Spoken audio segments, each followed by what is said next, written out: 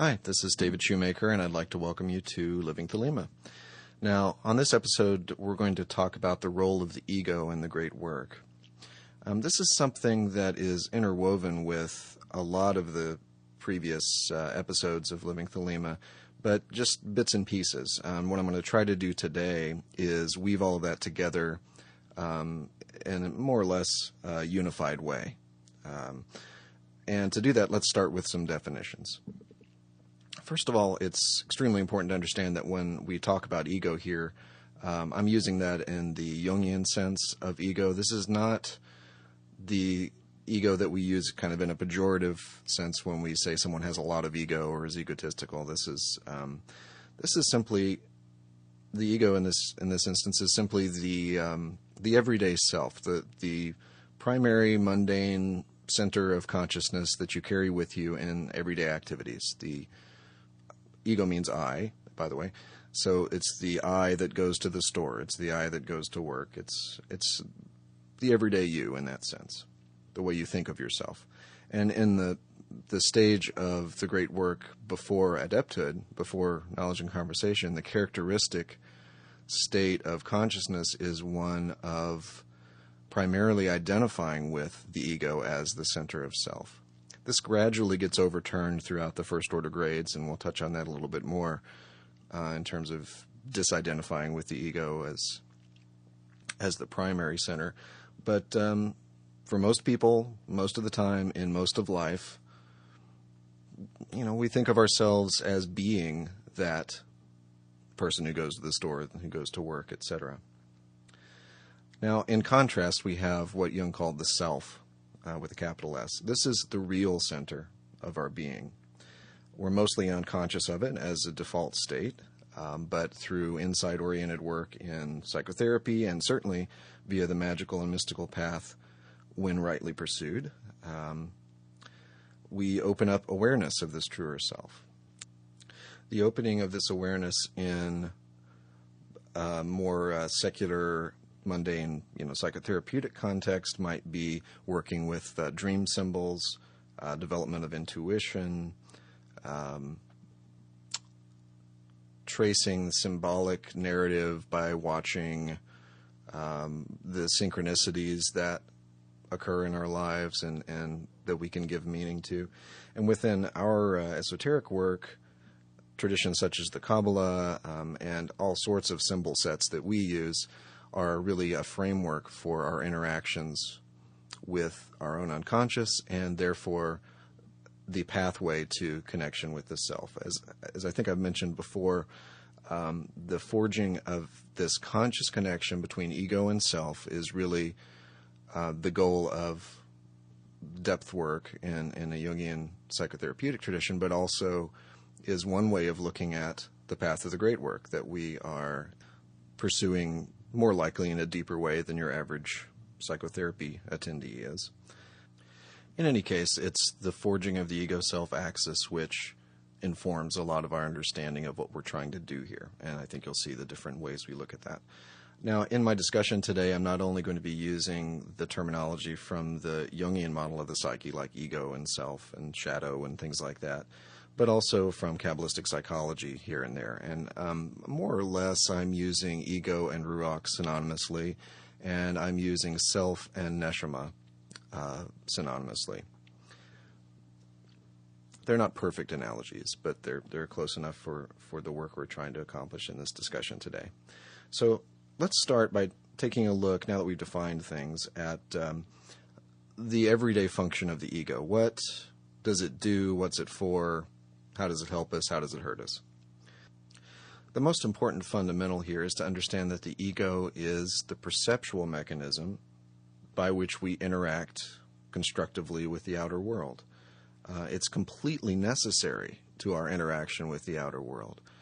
Therefore, you'll hear in my discussion today, at no point are we doing that fabled destruction of the ego in the sense that it's gone and just isn't there anymore. What we are doing is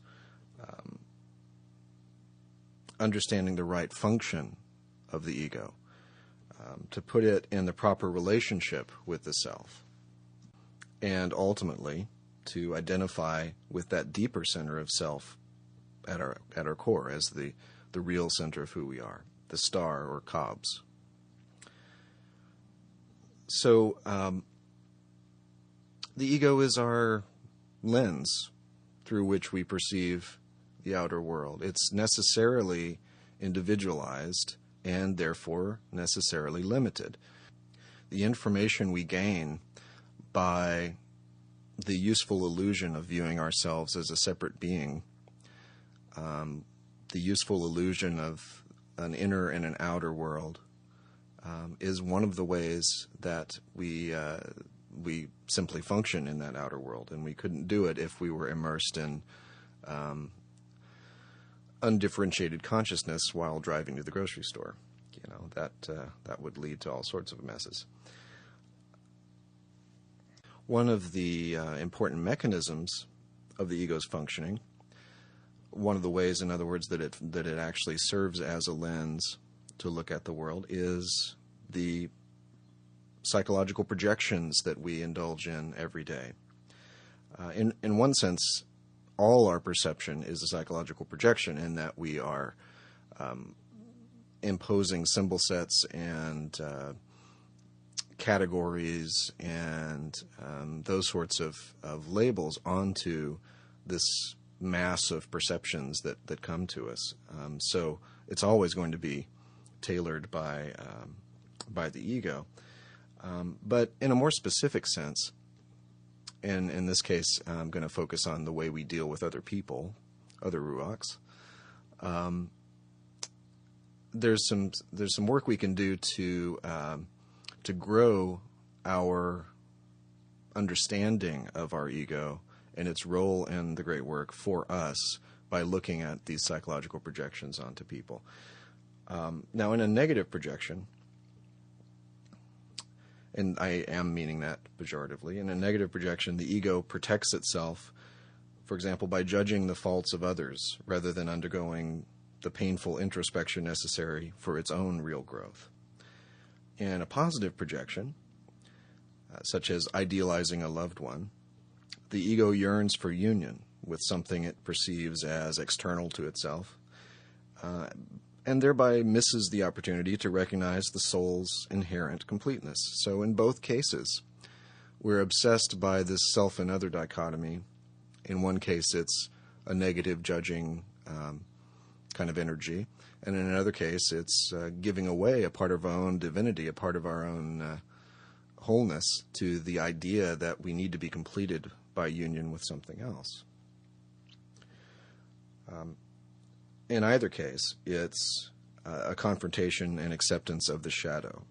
The shadow, in Jungian terms, is very much like the shadow of ego. It's all those things we don't think of as ourselves, all those unacknowledged or even rejected aspects of self, positive and negative.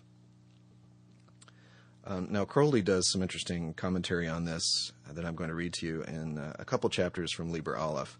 The comment bridges over these two chapters. The first one is on certain diseases of disciples, and the second is the following chapter on watching for faults in the house. So I'm going to read them as one uninterrupted passage here. Quoting now. We become that which obsesseth us, either through extreme hate or extreme love. Knowest thou not how the one is a symbol of the other? For this reason, since love is the formula of life, we are under bond to assimilate, in the end, that which we fear or hate. So then we shall be wise to mold all things within ourselves in quietness and modulation. But above all must we use all to our own end, adapting with adroitness even our weakness to the work. Therefore, watch heedfully the fault of another, that thou mayest correct it in thyself. For if it were not in thee, thou couldst not perceive it or understand it. So some wise words from Crowley on this concept. Now, at this point in our discussion, it should be fairly obvious, and also from probably your understanding of the nature of Thelema and true will, itself, it should be fairly obvious that the wants and the desires of the ego are, especially in the pre-adept stage, often quite divorced from the true will of the real self. And once again, our work lies in forging that link between ego and self, consciously aligning our ego with the full power of the true trajectory of our soul, that is, the true will. I thought of a technological metaphor for this, not something I use that often here, but the state of the ego ruach is reflective, essentially, of the bandwidth we have available for the influx of spiritual force. If the bandwidth is narrowed because we have narrowed ourselves via egoic obsessions, projections, imbalances, blockages, we've actually reduced our capacity to be a channel of this divine force. So you can see the importance, again, mostly we're talking here in the first order of AA context, you can see the importance of the balancing self-analysis of the personality that should be built in to any magical path. Now, the ego is the part of you that feels pain, anger, joy, that has thoughts.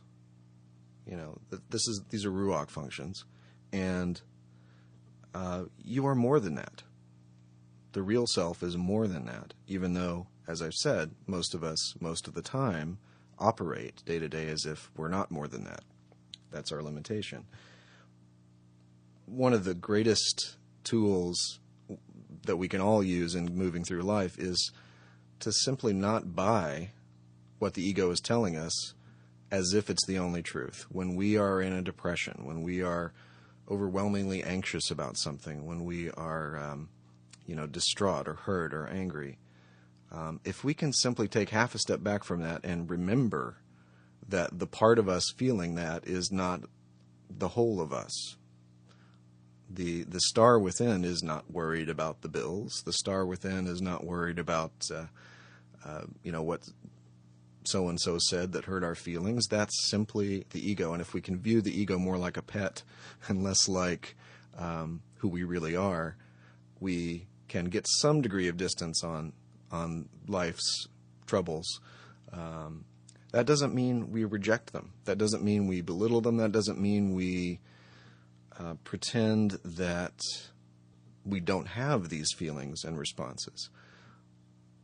As I said before, that it's the ego that is our information gathering function in the world. And so attending to these perceptions and experiences of ego is actually a doorway into deeper work. So, one way of looking at that is that if Nuit represents the complete infinite realm of all possibilities of experience that presents itself to us, and we feel an emotion we don't like and reject it and try to run away from it or suppress it or otherwise alienate ourselves from it, essentially we are saying, this aspect of Nuit I reject, and we know that that's not going to be a productive way of working in the long run. That, again, limits us to the conception of our own ego as being the center of who we are, as opposed to saying, okay, this part of me is feeling this, but I accept that what is before me is a perfect expression of the universe that I have to deal with and absorb and work with. So it's almost like if we reject these experiences of the ego, we have a roadmap, but we refuse to acknowledge where we are on it, because we simply have distanced ourselves from our own placement on it by rejecting our experience. So accept where you are, and then decide where you want to go. Now, the disidentification with the Ruach and ego, and the identification with Neshama as the real center of who we are, is, as I've said one or two times here, the overarching goal. Now, there are dangers of doing this prematurely. This falls under the broad category of ego inflation, ways that the ego gets a little too full of itself, which is pretty much the baseline functioning of all humans from time to time. But what I see in magical circles is this would be an example of this would be like a very young magician who has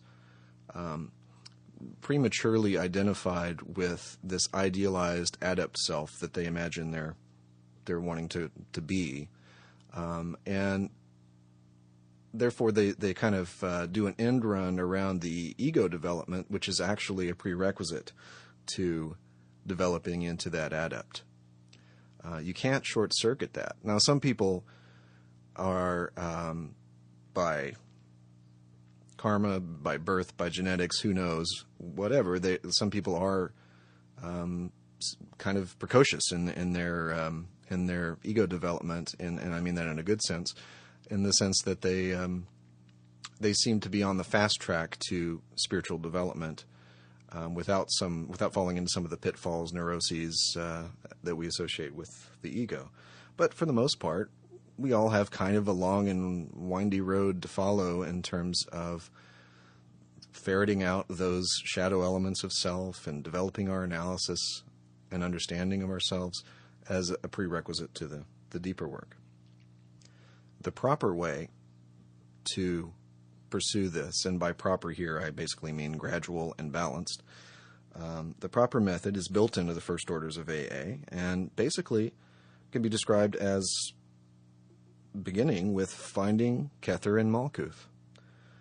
The observing ego at Tefereth sees the light of Kether in the natural world of Malkuth, in the manifest universe, since that is its role as a perceptual vessel of the universe, and in the subconscious realm of Yesod, which we could think of as the Nefesh and the unconscious, the personal unconscious in Jung's model.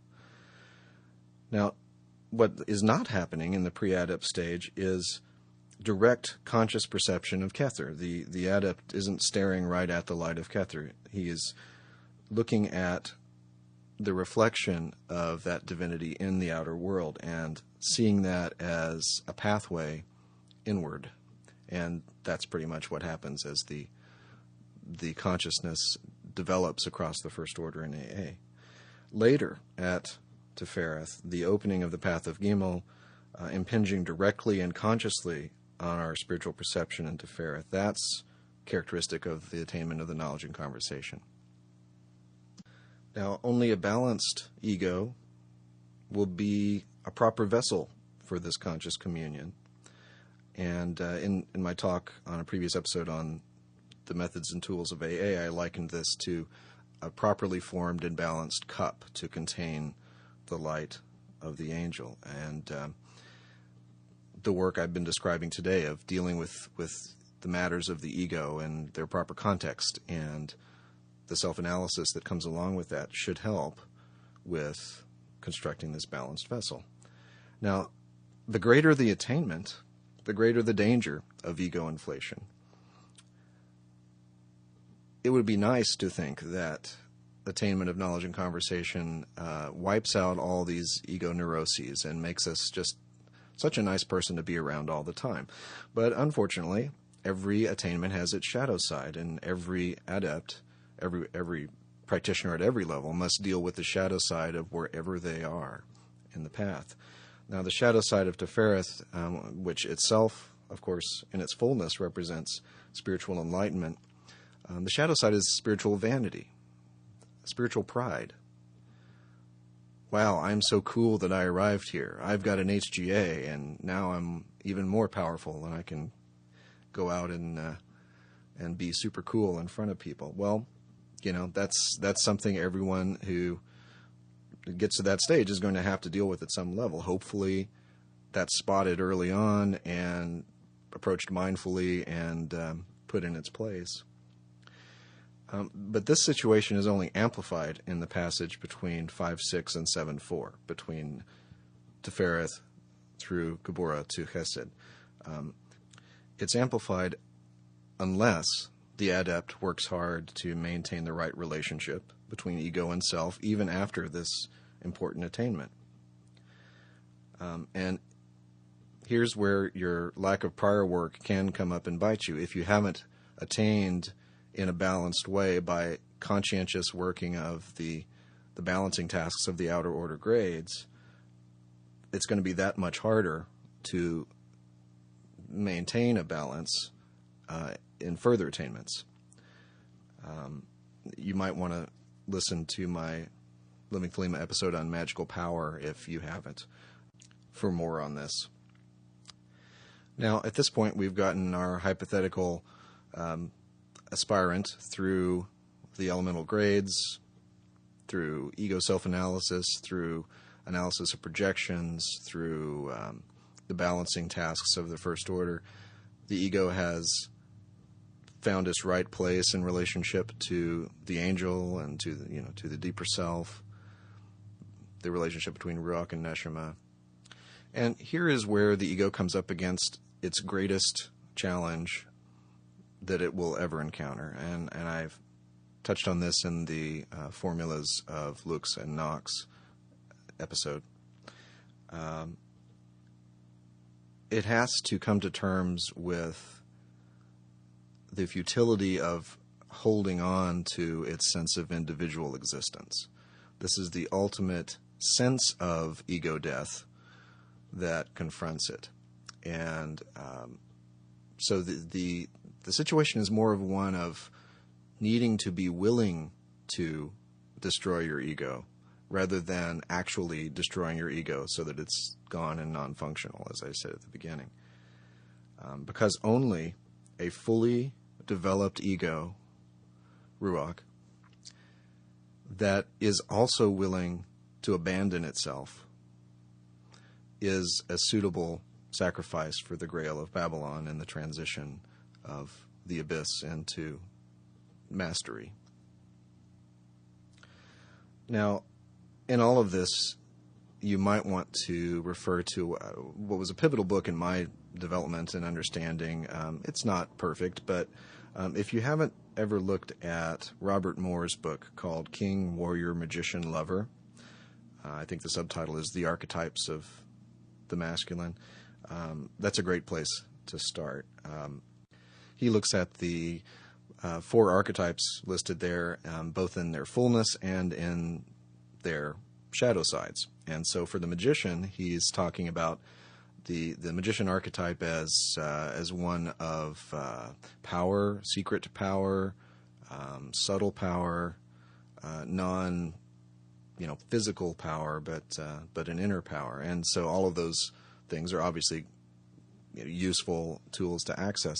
But on the shadow side, it's control, it's manipulativeness, it's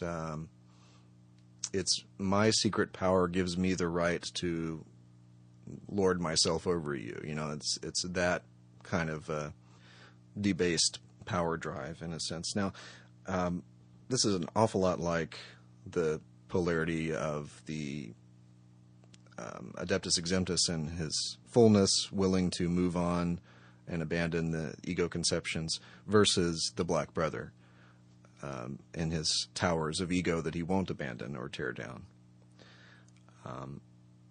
In Parsifal, this is the dichotomy between Parsifal in his final attainment as the Grail King versus Klingzor, who's simply stolen the spear and won't let go of it and is there in his tower clinging to what he sees as power. So I hope today's discussion has been helpful to you, not just in a conceptual sense, but hopefully you'll be able to take what we've discussed today and apply that to your everyday experience of your ego and what that means to you and your understanding of it. I also want to leave you with another book recommendation. I've focused a lot on Jungian concepts here today, and he's hard to get into sometimes if you don't know where to start. One of the best books on this is by June Singer called Boundaries of the Soul. There's going to be a link on the blog, but I highly recommend that book as an entry point for understanding his overall system.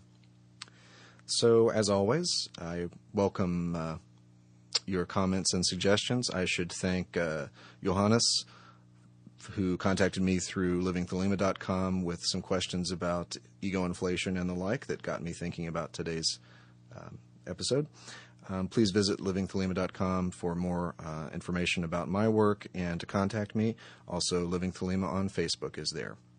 Now, as usual, I'm taking a bit of a winter retirement. I'm going to put Living Thelema on hiatus for December and January, and we'll be back in February 2012 for another episode. And thank you very much for listening.